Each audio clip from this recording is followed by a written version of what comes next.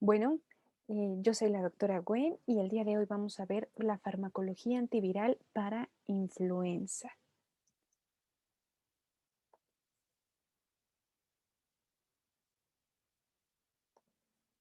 Entonces, ¿se han preguntado alguna vez por qué le llamamos gripe, tanto al resfriado común o cuando nos llegamos a enfermar de influenza? Pues bien, datan algunas historias que obviamente la gripe desde nuestra existencia humana siempre ha existido, ¿no? Pero la gripe viene derivada de estas lenguas romances, del francés, de gripe, del suizo-alemán, eh, del inglés flu, y a lo largo del tiempo realmente se quedó este término por esta lengua francesa gripe, ¿no? Que realmente, ¿qué significa? Pues significa acurrucarse, ¿no?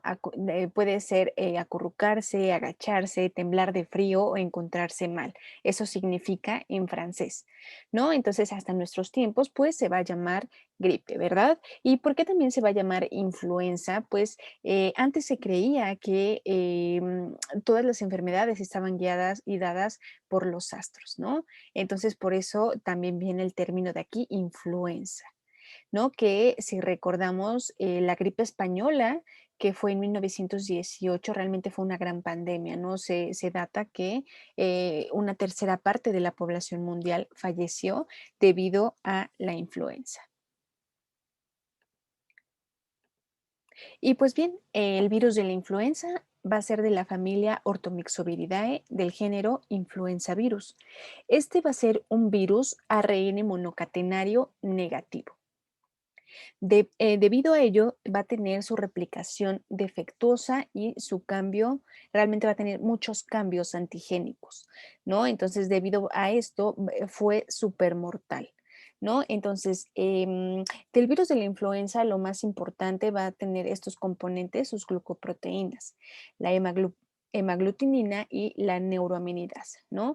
Que la neuroaminidasa se va a unir al ácido siálico de las células del huésped, en este caso las humanas, y la hemaglutinina va a ser quien va a dar corte para que se vayan cortando pequeñísimas partículas de viriones y esto se replique y lleguen a millones, ¿no? De viriones, ¿no? Entonces, la hemaglutinina es la proteína de unión vírica, como les había comentado, y va a estimular la fusión de la envoltura a la membrana celular del pH ácido, obviamente del huésped, ¿no? Epidemiológicamente, pues cada año se registran en el mundo cerca de 1.000 millones de casos, de los cuales entre 3 y 5 millones son graves y entre 290.000 y 650.000, pues lamentablemente fallecen por causas respiratorias. Pero en México la población se infecta con la influenza en un rango del 5 al 20%, lo que puede provocar hasta 500.000 defunciones cada año. Las tasas de enfermedades graves se registran en niños menores de 2 años y personas mayores de 65 años, por lo cual se indica y se hace hincapié en la vacunación. La transmisión pues va a ser por gotitas respiratorias, gotitas de saliva, también obviamente por un beso, por el contacto con las manos sucias, también si hay alguna inoculación por los ojos que no estén bien lavadas las manos o por algún objeto. Ajá.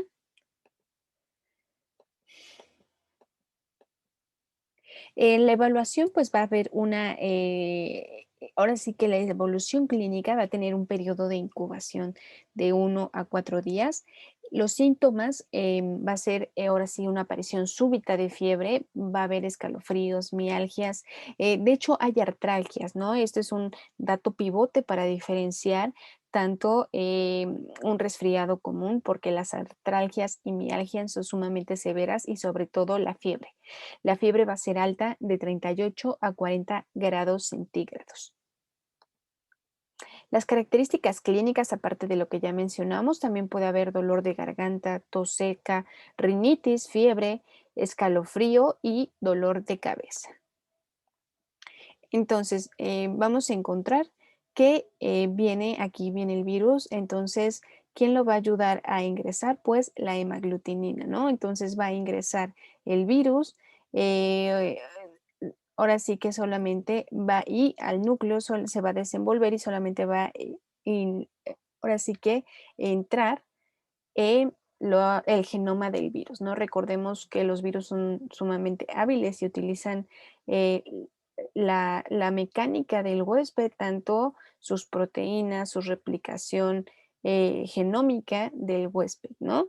Entonces, de estos va a haber síntesis, traducción, replicación del genoma del virus lo utiliza maquinaria para reproducir más virus y de esta manera que sean expulsados, ¿no? Entonces la neuraminidasa va a ser quien va a hacer ese corte para que sea expulsado y liberado el virus y pueda infectar a más y más células. El diagnóstico, ¿cómo lo vamos a hacer? Pues podemos hacer clínico, pero también existe la reacción de cadena de polimerasa en tiempo real, ¿no? El resultado generalmente es en 2 horas. También se puede hacer con inmunofluorescencia, que es en 4 horas el resultado, pero también con un cultivo viral. Entonces, ¿qué fármaco vamos a tener antiviral ahorita esencial? Pues va a ser el oseltamivir, ¿no? De hecho, el oseltamivir salvó miles de vidas y se encontró en el año de 1999. Entonces, ¿cuál va a ser el mecanismo de acción del oseltamivir? Pues va a ser un inhibidor selectivo de la neuroaminidasa, ¿no? Entonces, tanto del virus de la influenza tipo A como tipo B, ¿no? Entonces, al inhibir la liberación, pues no va a permitir que la replicación viral se siga ni infectando a otras células, ¿no? Entonces, de esta manera, no hay liberación de nuevos virus y los inhibidores de la neuraminidasa y así de esta manera se va a detener la propagación viral, ¿no? Pero entonces recordemos que el oseltamivir va a ser un profármaco, ¿no? Entonces hasta que llega a su sitio de acción y debido a las esterasas hepáticas se va a activar, se va a volver activo y hasta que llega al sitio de acción. ¿Cuál va a ser la farmacocinética del oseltamivir? Pues va a tener una excelente biodisponibilidad del 75 al 80%. Su volumen de distribución va a ser pues medianamente alto de 23 litros. Su vida media van a ser de 10 horas. El metabolismo va a ser hepático y su unión a proteínas va a ser bajo. Su eliminación del fármaco va a ser por vía renal y fecal. Las indicaciones para oseltamivir está indicado para influenza, generalmente. Em, pero este fármaco también va a tener reacciones adversas. Generalmente a dosis ya elevadas puede presentar agitación, delirio o alucinaciones debido a que penetra bastante la barrera hematoencefálica, ¿no? Entonces, por eso a nivel nervioso puede generar esto. También puede generar cefalea, puede presentar rash cutáneo, em, también puede presentar estreñimiento, náusea, vómito o diarrea también. El oseltamivir va a ser en el embarazo categoría C. ¿Cuáles van a ser las contraindicaciones a oseltamivir?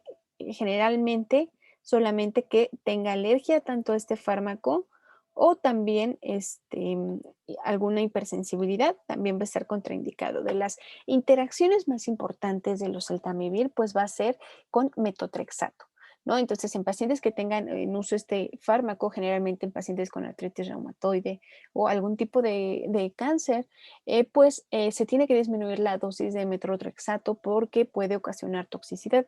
Esto es debido a por la competencia farmacológica con el metotrexato y el oseltamivir. Ajá, entonces, como la competencia va a ser por la misma enzima, entonces va a haber más acumulación del metotrexato a nivel plasmático, ¿no? Entonces, por eso hay que disminuirlo.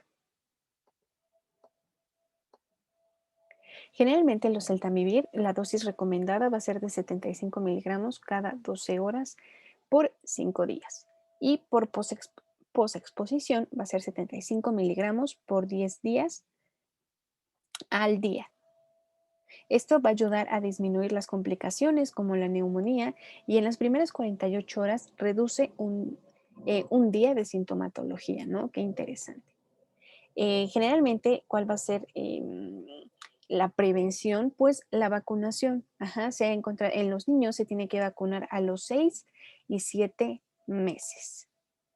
Y por eso, tanto a niñas y niños de 6 meses a 5 años cumplidos se tiene que vacunar a partir del año, hasta los 5 años esencialmente, porque las complicaciones son más severas, y en adultos mayores de 60 años en adelante, también en embarazadas o en pacientes que padezcan diabetes, obesidad grave, enfermedades respiratorias, cáncer, VIH, etcétera. Y el personal de salud, por supuesto.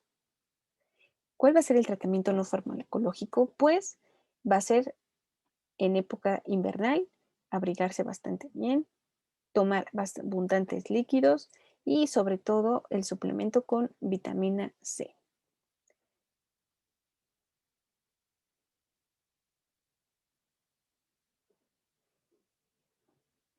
Para esto es sumamente importante el paciente que lo padezca, que sepa evitar el contagio, ¿no? Que cómo lo vamos a hacer, pues cubrirse boca, lavarse frecuentemente las manos, utilizar el ángulo interno del codo y para evitar la propagación. Bueno, esto ha sido todo el día de hoy. Cualquier duda, cualquier comentario, no olviden dejarlo en sus comentarios y si les gustó, pues suscribirse. Muchas gracias y excelente día.